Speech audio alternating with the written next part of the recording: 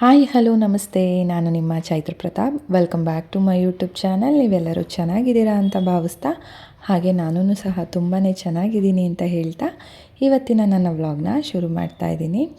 ಇನ್ನು ಇವತ್ತಿನ ವ್ಲಾಗ್ ಬಂದು ಅಮಾವಾಸ್ಯೆ ದಿನದ ವ್ಲಾಗ್ ಆಗಿರುತ್ತೆ, ಅಂದರೆ ಭೀಮನ ಅಮಾವಾಸ್ಯೆ ದಿನದ ವ್ಲಾಗ್ ಆಗಿರುತ್ತೆ.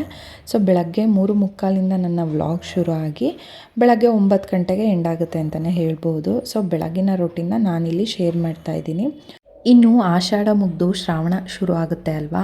ಶ್ರಾವಣ ಶುರು ಆಗೋದಕ್ಕೂ ಮುಂಚೆ ಅಮಾವಾಸ್ಯೆ ಬರುತ್ತಲ್ಲ, ಆ ಅಮಾವಾಸ್ಯೆನ ನಾವು ಭೀಮನ ಅಮಾವಾಸ್ಯೆ ಅಂತ ಹೇಳಿ ಕರಿತೀವಿ. ಆ ಅಮಾವಾಸ್ಯೆ ದಿನ ಜ್ಯೋತಿರ್ಭೀಮೇಶ್ವರ ವ್ರತನ ಮಾಡ್ತಾರೆ, ಜೊತೆಗೆ ಗಂಡನ ಪಾದ ಪೂಜೆನ ಮಾಡ್ತಾರೆ. ಮದುವೆ ಆಗದಲ್ಲೇ ಇರೋ ಅಂಥವ್ರು ಒಳ್ಳೆ ವರ ಸಿಗಲಿ ಅಂತ ಹೇಳಿ ವ್ರತನ ಮಾಡೋ ಅಂಥದ್ದು.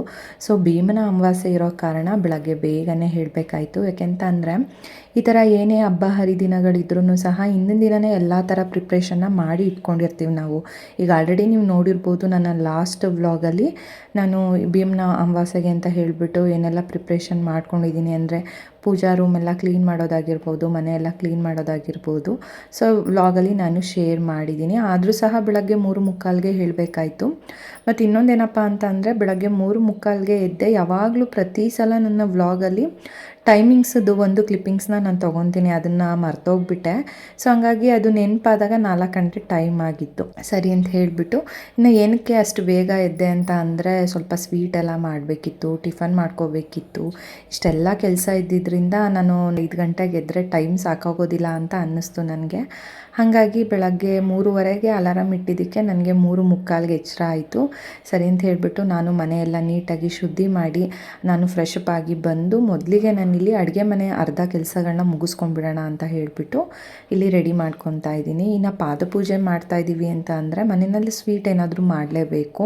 ಸೊ ನಾನು ಸಾಮಾನ್ಯ ಮನೆಯಲ್ಲೇ ಮಾಡ್ತೀನಿ, ಅಂದರೆ ಹೊರಗಡೆಯಿಂದನೂ ಸಹ ಸ್ವೀಟ್ ಏನಾದರೂ ತರ್ಬೋದು, ತೊಂದರೆ ಇಲ್ಲ. ಬಟ್ ನಾನೇನಂದರೆ ಮನೆಯಲ್ಲೇ ಮಾಡೋಣ ಅಂತ ಹೇಳಿಬಿಟ್ಟು ಹಾಲು ಪಾಯಸನೋ ಅಥವಾ ಜಾಮೂನೋ ಈ ಥರ ಏನಾದರೂ ಪ್ರತಿ ವರ್ಷ ಮಾಡ್ಕೊತೀನಿ. ಸ್ವೀಟ್ ಅಂತ ನಾನು ಮಾಡೋದೇ ಇದೇ ಥರನೇ, ಹಾಲು ಪಾಯಸ ಮಾಡ್ತೀನಿ, ಇಲ್ಲ ಅಂತ ಅಂದರೆ ಜಾಮೂನ್ ಮಾಡ್ಕೊತೀನಿ. ನಮ್ಮನೆಯವ್ರಿಗೆ ಜಾಮೂನ್ ಅಂದರೆ ತುಂಬಾ ಇಷ್ಟ, ಖುಷಿನೂ ಅಷ್ಟೇ ತುಂಬ ಇಷ್ಟಪಟ್ಟು ತಿಂತಾಳೆ. ಹಾಗಾಗಿ ಜಾಮೂನೇ ಮಾಡ್ಕೊಳ್ಳೋಣ ಅಂತ ಹೇಳಿಬಿಟ್ಟು, ಇದಕ್ಕೆಲ್ಲ ಸ್ವಲ್ಪ ಟೈಮ್ ಹಿಡಿಯುತ್ತೆ ಅಲ್ವಾ, ಹಾಗಾಗಿ ಸ್ವಲ್ಪ ಬೇಗ ಇದ್ರೇ ಈ ಕೆಲಸಗಳೆಲ್ಲ ಆಗೋದು ಅಂತ ಹೇಳಿಬಿಟ್ಟು ನಾನಿಲ್ಲಿ ಜಾಮೂನ್ಗೆ ರೆಡಿ ಮಾಡ್ಕೊತಾ ಇದ್ದೀನಿ. ಇನ್ನು ಜಾಮೂನ್ ರೆಸಿಪಿನ ನನ್ನ ಯೂಟ್ಯೂಬ್ ಚಾನಲ್ನಲ್ಲಿ ಆಲ್ರೆಡಿ ನಾನು ಅಪ್ಲೋಡ್ ಮಾಡಿದ್ದೀನಿ. ಇಲ್ಲೂ ಸಹ ಕ್ಲಿಪ್ಪಿಂಗ್ಸ್ನ ತೊಗೊಂಡಿದ್ದೀನಿ. ನಿಮಗೇನಾದರೂ ಇಂಟ್ರೆಸ್ಟ್ ಇತ್ತು ಅಂತ ಅಂದರೆ ನೀವು ಆ ವಿಡಿಯೋನೂ ಸಹ ಚೆಕ್ ಮಾಡ್ಬೋದು. ನನ್ನ ಚಾನಲ್ಗೆ ಹೋಗಿ ನೀವು ಪ್ಲೇಲಿಸ್ಟ್ ಓಪನ್ ಮಾಡಿದ್ರೆ ಕುಕ್ಕಿಂಗ್ಸ್ದೇ ಸಪ್ರೇಟಾಗಿ ವಿಡಿಯೋಸ್ಗಳನ್ನೆಲ್ಲ ಅಪ್ಲೋಡ್ ಮಾಡಿದ್ದೀನಿ. ನೀವು ಅಲ್ಲಿ ಬೇಕಾದರೆ ಎಲ್ಲ ಥರ ರೆಸಿಪೀಸ್ಗಳನ್ನ ನೀವು ಚೆಕ್ ಮಾಡ್ಬೋದು.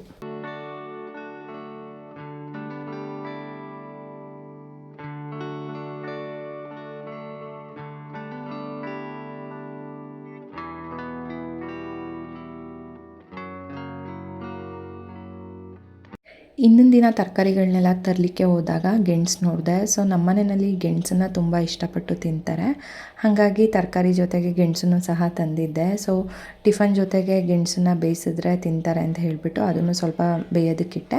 ಸೊ ಅದು ಬೇಯೋಷ್ಟರೊಳಗಡೆ ನಾನಿಲ್ಲಿ ಜಾಮೂನ್ಗೆಲ್ಲ ಉಂಡೆಗಳನ್ನ ಮಾಡ್ಕೊಳ್ಳೋಣ ಅಂತ ಹೇಳಿಬಿಟ್ಟು, ಸೊ ನೋಡಿ ಈ ಥರ ಟೈಮ್ ಎಲ್ಲೂ ವೇಸ್ಟ್ ಆಗಬಾರ್ದು ಅನ್ನೋ ಥರ ಒಂದು ಪ್ಲ್ಯಾನ್ ಮಾಡಿಕೊಂಡೇ ನಾನು ಯಾವುದೇ ಕೆಲಸ ಮಾಡಬೇಕಾದ್ರೂ ಅಷ್ಟೇ, ಒಂದು ಟಿಫನ್ ಮಾಡಲಿ ಅಥವಾ ಮನೆ ಕ್ಲೀನಿಂಗ್ ಆಗಲಿ ಅಥವಾ ಹೊರಗಡೆ ಎಲ್ಲೋ ಹೋಗಬೇಕು ಅಂತ ಅಂದರೆ ಅದಕ್ಕೂ ಮುಂಚೆ ಮನೆ ಕೆಲಸ ಆಗಿರ್ಬೋದು, ಅಥವಾ ಹೊರಗಡೆ ಹೋದಾಗ ಯಾವ್ಯಾವ ಥರ ಎಲ್ಲಿ ಫಸ್ಟ್ ಹೋಗಬೇಕು. ಸೊ ಈ ಥರ ಎಲ್ಲನೂ ನಾನು ಪ್ಲ್ಯಾನ್ ಮಾಡಿಕೊಂಡೇ ಮಾಡ್ತೀನಿ. ಹಂಗೆ ಮಾಡೋದ್ರಿಂದ ನಮ್ಮ ಕೆಲಸಗಳು ಸ್ವಲ್ಪ ಮಟ್ಟಿಗೆ ಈಸಿ ಆಗುತ್ತೆ, ಸ್ವಲ್ಪ ಟೈಮು ಸಹ ಸೇವ್ ಆಗುತ್ತೆ ಅಂತಲೇ ಹೇಳ್ಬೋದು. ಸೊ ವಿಷಲ್ ಕೂಗೋಷ್ಟರೊಳಗಡೆ ನಾನಿಲ್ಲಿ ಉಂಡೆಗಳನ್ನೆಲ್ಲ ಮಾಡಿಟ್ಕೊಂಡೆ ಜಾಮೂನ್ಗೆ. ಸೊ ಒಂದು ಕಡೆ ವಿಷಲ್ ಕೂಗಿತ್ತು. ಸೊ ಅದು ವಿಷಲ್ ಬಿಡೋಷ್ಟರೊಳಗಡೆ ಅದೇನಿದೆ ಜಾಮೂನ್ದು ಎಣ್ಣೆಗೆಲ್ಲ ಹಾಕಿ ಅದನ್ನು ರೋಸ್ಟ್ ಮಾಡಿಟ್ಕೊಳ್ಳೋಣ ಅಂತ ಹೇಳಿಬಿಟ್ಟು ಒಂದು ಕಡೆ ಪಾಕನೂ ರೆಡಿ ಇತ್ತಲ್ವ. ಸೊ ಇದೇ ಥರ ಸ್ಟವ್ ಇರೋದ್ರಿಂದ ಸ್ವಲ್ಪ ಅಡುಗೆ ಕೆಲಸಗಳೆಲ್ಲ ಬೇಗನೆ ಆಗುತ್ತೆ ಅಂತಲೇ ಹೇಳ್ಬೋದು.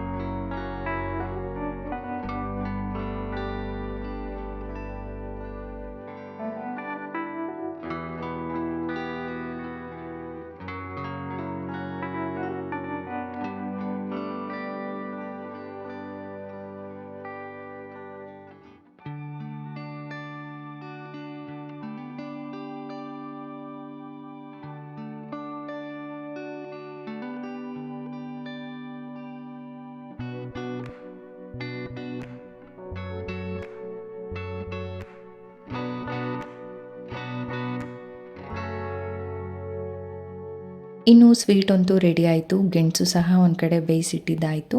ಇನ್ನು ಟಿಫನ್ಗೆ ಅಂತ ಹೇಳಿಬಿಟ್ಟು ಉಪ್ಪಿಟ್ಟು ಮಾಡೋಣ ಅಂತ ಹೇಳಿ ಸೊ ಹಿಂದಿನನೇ ತರಕಾರಿಗಳನ್ನೆಲ್ಲ ಹಚ್ಚಿ ಇಟ್ಕೊಂಡಿದ್ದೆ. ಹಾಗಾಗಿ ಸೊ ಗೆಣಸು ಬೇಯಿಸಿದ ಕುಕ್ಕರ್ನಲ್ಲೇ ತರಕಾರಿಗಳನ್ನೆಲ್ಲ ಬೇಯೋದಕ್ಕಿಟ್ಟೆ. ಒಂದು ಕಡೆ ಅದು ವಿಷಲ್ ಕೂಗೋಷ್ಟರೊಳಗಡೆ ರವೆ ಎಲ್ಲ ಹುರಿದಿಟ್ಕೊಂಡ್ಬಿಡೋಣ ಅಂತ ಅಂದ್ಬಿಟ್ಟು ಸೊ ಇದಿಷ್ಟು ಕೆಲಸ ಮಾಡಿ ಮುಗಿಸಿ ನಾನು ಪೂಜೆಗೆಲ್ಲ ರೆಡಿ ಮಾಡಿಕೊಂಡ್ರೆ, ಪೂಜೆ ಎಲ್ಲ ಮುಗಿದ್ಮೇಲೆ ನಾನು ಬಂದು ಉಪ್ಪಿಟ್ಟಿಗೆ ಒಗ್ಗರಣೆ ಮಾಡ್ಕೊಬೋದು.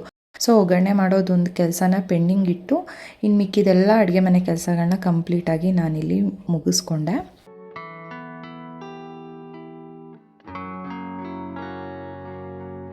ಇನ್ನು ಇದೆಲ್ಲ ಆದಮೇಲೆ ದೇವ್ರ ಮನೆ ಕೆಲಸ ಶುರು ಆಯಿತು. ಸೊ ಹಿಂದಿನ ದಿನವೇ ಎಲ್ಲ ಥರ ರೆಡಿ ಇದ್ರೂ ಸಹ ಜಸ್ಟ್ ನಾವು ಹೂವನ್ನು ಹಾಕಿ ಪೂಜೆನ ಮಾಡ್ಕೊಬೇಕು. ಆದರೂ ಸಹ ಇದು ತುಂಬಾ ಟೈಮ್ ಹಿಡಿಯುತ್ತೆ. ಯಾಕೆ ಅಂತ ಅಂದರೆ ಸ್ವಲ್ಪ ನೀಟಾಗಿ ಫೋಟೋಗಳಿಗೆ ಹೂವು ಯಾವ ಥರ ಹಾಕಬೇಕು. ಏನು ಗೊತ್ತಾ, ಎಲ್ಲರ ಮನೇಲೂ ಹೀಗೆ ಇರುತ್ತೆ. ಯಾಕೆಂದರೆ ನಮ್ಮಮ್ಮನೂ ಹೀಗೆ ಮಾಡ್ತಾರೆ. ಅವ್ರು ಹೆಂಗೆ ಗೊತ್ತಾ, ಹೂವು ಎಲ್ಲ ಹಾಕಿ ದೇವ್ರ ಫೋಟೋಗೆ ಹೇಗೆ ಕಾಣಿಸ್ತಿದೆ, ಇನ್ನೆಲ್ಲಾದರೂ ಖಾಲಿ ಅನಿಸಿದ್ರೆ ಅಲ್ಲೂ ಇನ್ನೊಂದು ಸ್ವಲ್ಪ ಹೂವು ಇಡ್ಬೋದಾ, ಈ ಥರ ಎಲ್ಲ ಚೆಕ್ ಮಾಡಿ ನೋಡಿ ನಾವೆಲ್ಲ ರೆಡಿ ಮಾಡೋಷ್ಟರೊಳಗಡೆ ಸ್ವಲ್ಪ ಟೈಮ್ ಹಿಡಿಯುತ್ತೆ. ಸೊ ಹಂಗಾಗಿ ಅದು ನಮಗೆ ಟೈಮ್ ಬೇಕು. ಪೂಜೆ ಮಾಡಬೇಕು ಅಂತ ಅಂದರೆ ಅದೊಂಥರ ಪೀಸ್ಫುಲ್ಲಾಗಿರಬೇಕು. ಇವಾಗ ನೋಡಿ ನಾನೇನು ನಿಧಾನಕ್ಕೆ ಪೂಜೆ ಮಾಡ್ಕೊತಾ ಇದ್ದೀನಿ. ನನಗೆ ಅಡುಗೆ ಮನೆ ಕೆಲಸ ಎಲ್ಲ ಟೆನ್ಷನ್ ಇಲ್ಲ. ಯಾಕೆಂತಂದರೆ ಅದೆಲ್ಲ ಆಲ್ಮೋಸ್ಟ್ ಮುಗಿಸಿ ನಾನು ಬಂದಿರೋದ್ರಿಂದ ಈ ಕೆಲಸನ ನಾನು ನಿಧಾನಕ್ಕೆ ಮಾಡ್ಕೊಬೋದು ಅಂತ ಅಷ್ಟೇನೆ. ಸೊ ಹಿಂದಿನ ದಿನ ಶ್ರೀನಗರ್ಗೆ ಹೋಗಿ ಹೂವೆಲ್ಲ ತೊಗೊಂಬಂದಿದ್ದೆ. ತುಂಬಾ ಚೆನ್ನಾಗಿತ್ತು. ಫ್ರೆಶ್ ಆಗಿರೋ ಹೂಗಳು ಸಿಕ್ತು ಅಂತಲೇ ಹೇಳ್ಬೋದು. ಈಗ ವರಮಹಾಲಕ್ಷ್ಮಿ ಹಬ್ಬದ ಸೀಸನ್ ಅಲ್ವಾ, ಹಾಗಾಗಿ ತಾವರೆ ಹೂವುಗಳು ಸಹ ಸಿಗ್ತಿದೆ. ಸೊ ನಾನು ಒಂದು ತಾವರೆ ಹೂವು ತೊಗೊಂಬಂದೆ. ಕಳ್ಸಕ್ಕೆ ಇಡ್ಲಿಕ್ಕೆ ಚೆನ್ನಾಗಿರುತ್ತೆ ಅಂತ ಹೇಳಿ.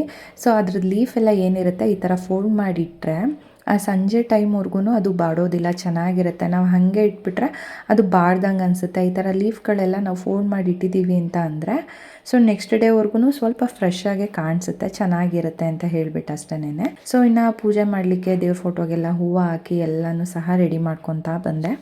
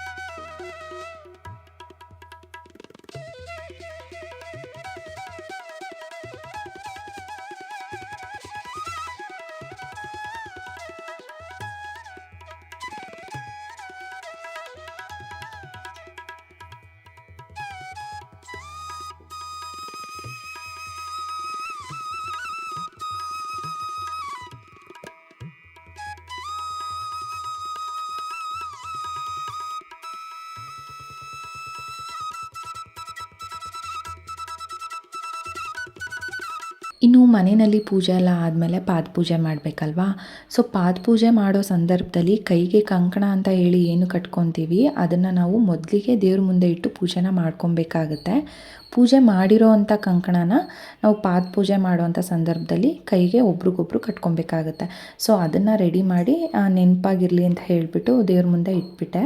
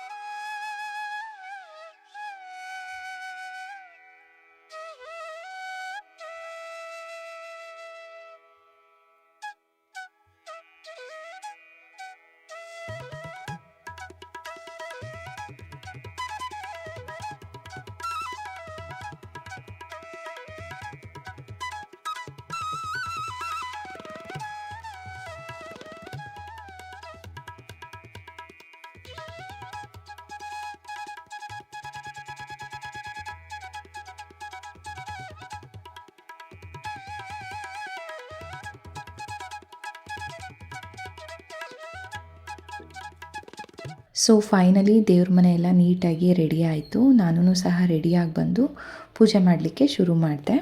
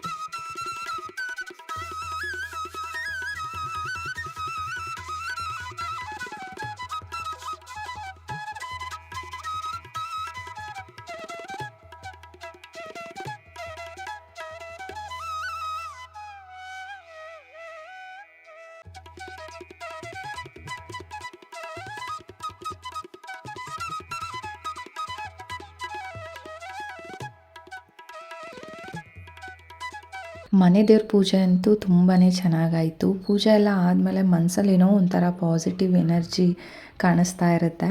ಸೊ ಇನ್ನು ಈ ಪೂಜೆ ಎಲ್ಲ ಮುಗಿದ್ಮೇಲೆ ಪಾದಪೂಜೆನ ಮಾಡ್ಕೊಬೇಕು. ಸೊ ಪೂಜೆ ಮಾಡಲಿಕ್ಕೆ ಇಷ್ಟೇ ಸಾಮಗ್ರಿಗಳನ್ನ ಇಟ್ಕೊಂಡಿರೋ ಅಂಥದ್ದು. ಒಂದು ತಟ್ಟೆ ಇಟ್ಕೊಂಡಿದ್ದೀನಿ, ತುಂಬಿದ ಬಿಂದಿಗೆ ನೀರಿನಲ್ಲಿ ಒಂದು ಚೊಂಬು ನೀರನ್ನು ತೊಗೊಂಡಿದ್ದೀನಿ. ಅರಿಶಿನ, ಕುಂಕುಮ, ಅಕ್ಷತೆ, ಗಂಧ, ನಾನು ಆಗಲೇ ಹೇಳ್ದಂಗೆ ಏನು ಕಂಕಣ ಕಟ್ಕೊತೀವಿ ದೇವ್ರ ಮುಂದೆ ಇಟ್ಟಿರೋ ಅಂಥದ್ದನ್ನು ತೆಗೆದು ಒಂದು ತಟ್ಟೆನಲ್ಲಿ ಇಟ್ಕೊಂಡಿದ್ದೀನಿ.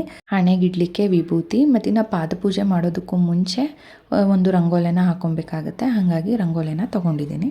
ಪೂಜೆ ಎಲ್ಲ ಆದಮೇಲೆ ಕೆಂಪಾರತಿ ಮಾಡ್ಕೊಬೇಕಾಗತ್ತೆ. ಅಂದರೆ ಅದು ದೃಷ್ಟಿ ತೆಗಿಲಿಕ್ಕೆ ಅಂತ ಹೇಳಿಬಿಟ್ಟು ಇನ್ನು ಮಾಡಿಟ್ಕೊಂಡಿರೋವಂಥ ಸ್ವೀಟು. ಸೊ ಇದಿಷ್ಟು ಸಾಮಗ್ರಿಗಳನ್ನ ಇಟ್ಕೊಂಡು ಪೂಜೆನ ಮಾಡ್ಕೊತೀನಿ. ಪ್ರತಿ ವರ್ಷ ನಾನು ಇದೇ ಥರನೇ ಮಾಡೋವಂಥದ್ದು. ಇನ್ನೊಂದೇನೆಂದರೆ ಈ ಭೀಮ್ನ ಅಮಾವಾಸ್ಯೆ ಅಂತ ಅಂದರೆ ಪಾದಪೂಜೆನೂ ಮಾಡ್ತಾರೆ, ಜೊತೆಗೆ ಜ್ಯೋತಿರ್ಭೀಮೇಶ್ವರ ವ್ರತ ಅಂತ ಹೇಳಿ ಮಾಡ್ತಾರೆ. ಅಂದರೆ ಅದನ್ನು ನಾವು ಏನೋ ಒಂದು ಸಂಕಲ್ಪನ ಮಾಡಿಕೊಂಡು ಬಿಡದಾಗೆ 9 ವರ್ಷ ಕಂಟಿನ್ಯೂಸ್ ಆಗಿ ಮಾಡಬೇಕಾಗುತ್ತೆ. ಸೊ ಅದನ್ನು ಮಧ್ಯದಲ್ಲಿ ನಾವು ನಿಲ್ಲಿಸಬಾರ್ದು. ಅಂದರೆ ಒಂದು ವರ್ಷ ಮಾಡಿ ಇನ್ನೊಂದು ವರ್ಷ ಮಾಡ್ದಲೇ ಇರೋದು, ಆ ಥರ ಎಲ್ಲ ಮಾಡಲಿಕ್ಕೆ ಹೋಗಬಾರ್ದು. ಸೊ ಅದಕ್ಕೆ ನೈವೇದ್ಯನೂ ಅಷ್ಟೇ ವರ್ಷಕ್ಕೆ ಹೆಚ್ಚಿಸ್ತಾ ಹೋಗಬೇಕಾಗುತ್ತೆ. ಸೊ ಈ ಥರ ಅದ್ರ ವ್ರತ ಇರುತ್ತೆ. ಬಟ್ ನಾನಿಲ್ಲಿ ಜ್ಯೋತಿರ್ಭೀಮೇಶ್ವರ ವ್ರತ ಏನೂ ಮಾಡ್ತಿಲ್ಲ. ಯಾಕೆ ಅಂತಂದರೆ ನಮ್ಮ ಮನೆಯಲ್ಲಿ ಆ ವ್ರತನ ಯಾರೂ ಮಾಡಿಲ್ಲ. ಅಂದರೆ ಮಾಡಬಾರ್ದು ಅಂತ ಏನಿಲ್ಲ, ಅಂದರೆ ಯಾರೂ ನಡೆಸ್ತಲೇ ಇರೋ ಪದ್ಧತಿನ ನಾನು ಅದನ್ನು ಮಾಡೋದು ಬೇಡ ಅಂತ ಅಷ್ಟೇ. ಬಟ್ ನಾನು ಮದುವೆ ಆದಾಗಲಿಂದ ಪಾದಪೂಜೆನ ಮಾಡ್ತಾ ಬಂದಿದ್ದೀನಿ, ಮುಂದಕ್ಕೂ ಅದನ್ನು ನಾನು ನಡೆಸ್ತಾ ಹೋಗ್ತೀನಿ. ಇನ್ನು ಪಾದಪೂಜೆ ನಾನು ಯಾವ ಥರ ಮಾಡ್ಕೊತೀನಿ ಅಂತ ಅಂದರೆ, ಮೊದಲಿಗೆ ಪಾದ ಇಡೋ ನೆಲದ ಕೆಳಗಡೆ ಒಂದು ರಂಗೋಲಿನ ಹಾಕ್ಕೊಬೇಕು. ಅದ್ರ ಕೆಳಗಡೆ ಒಂದು ತಟ್ಟೆನ ಇಟ್ಟು ಅದ್ರ ಮೇಲೆ ಪಾದಗಳನ್ನ ಇಟ್ಟು ನೀಟಾಗಿ ಪಾದನ ತೊಳ್ಕೊಬೇಕಾಗುತ್ತೆ. ಸೊ ಪಾದ ಎಲ್ಲ ತೊಳೆದಾದ್ಮೇಲೆ ಆ ನೀರನ್ನು ನಾವು ಸಿಂಕ್ಗೆ ಹಾಕ್ಬಿಡ್ಬೇಕಾಗುತ್ತೆ. ಸೊ ಅಂದರೆ ತೊಳೆದಿರೋ ಅಂಥ ನೀರನ್ನು ಸ್ವಲ್ಪ ತಲೆಗೆ ಪ್ರೋಕ್ಷಣೆ ಮಾಡಿಕೊಂಡು ಸಿಂಕ್ಗೆ ಹಾಕಬೇಕಾಗುತ್ತೆ. ಸೊ ಅದಾದಮೇಲೆ ಅರಿಶಿನ ಕುಂಕುಮನ ಇಟ್ಟು ಹೂವನ್ನ ಇಟ್ಟು ನಾನಿಲ್ಲಿ ಗಂಧದ ಕಡ್ಡಿಯಿಂದ ಪೂಜೆನ ಮಾಡಿಕೊಂಡು ಮತ್ತಿನ್ನು ಕರ್ಪೂರನ ಹಚ್ಚಿ ಪಾದಪೂಜೆನ ಮಾಡ್ಕೊತಾ ಇದ್ದೀನಿ.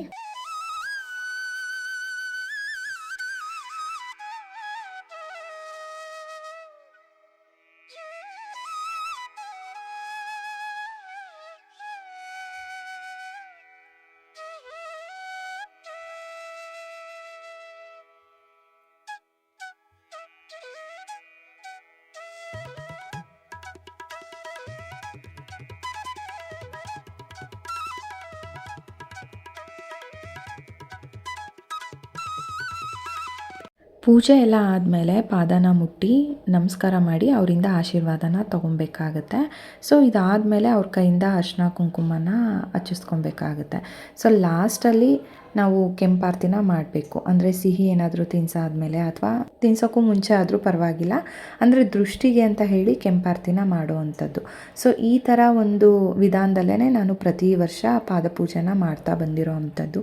ಇನ್ನು ಪಾದಪೂಜೆನ ಯಾವ ಒಂದು ಇಂಟೆನ್ಷನಿಂದ ನಾವು ಮಾಡ್ತೀವಿ, ಅಂದರೆ ಏನನ್ನ ಮನಸ್ಸಲ್ಲಿ ಸಂಕಲ್ಪ ಮಾಡ್ಕೊಂಡು ಮಾಡ್ತೀವಿ ಅಂತ ಅಂದರೆ, ನಮ್ಮ ಪತಿಯ ಆಯಸ್ಸು ಆರೋಗ್ಯ ವೃದ್ಧಿಸಲಿ, ಅವ್ರಿಗೆ ಯಾವುದೇ ಥರ ಕೆಟ್ಟ ದೃಷ್ಟಿಗಳು ಬೀಳ್ದಲೇ ಇರಲಿ, ಅವರ ಆರೋಗ್ಯ ಚೆನ್ನಾಗಿರಲಿ, ಅವರ ಅಭಿವೃದ್ಧಿ ಆಗಲಿ, ಅವರ ಆಯಸ್ಸು ದೀರ್ಘಕಾಲ ಇರಲಿ, ನಮ್ಮ ಸುಮಂಗಲಿ ಭಾಗ್ಯ ಗಟ್ಟಿಯಾಗಿರಲಿ ಅಂತ ನಾವು ಪ್ರಾರ್ಥನೆ ಮಾಡ್ತಾ ಈ ಪಾದಪೂಜೆನ ಮಾಡೋ ಅಂಥದ್ದು.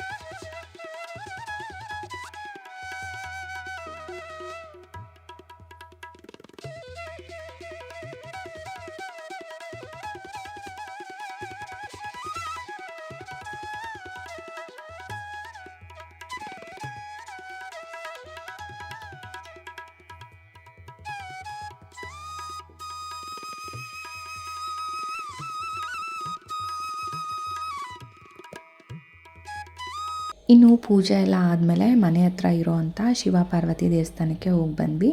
ಇನ್ನು ಅವತ್ತಿನ ದಿನ ಶಿವ ಪಾರ್ವತಿ ದೇವಸ್ಥಾನಕ್ಕೆ ಹೋಗಬೇಕು ಅಂತ ಹೇಳ್ತಾರೆ. ಯಾಕೆಂತ ಅಂದರೆ ಗಂಡ ಹೆಂಡತಿ ಅಂತ ಅಂದರೆ ಶಿವ ಪಾರ್ವತಿ ಸ್ವರೂಪ ಅಂತ ಅಲ್ವಾ. ಹಾಗಾಗಿ ಶಿವ ಮತ್ತು ಪಾರ್ವತಿ ಇಬ್ಬರು ದೇವರ ಆಶೀರ್ವಾದ ಗಂಡ ಹೆಂಡತಿ ಮೇಲೆ ಇರಬೇಕು ಅನ್ನೋ ಉದ್ದೇಶ.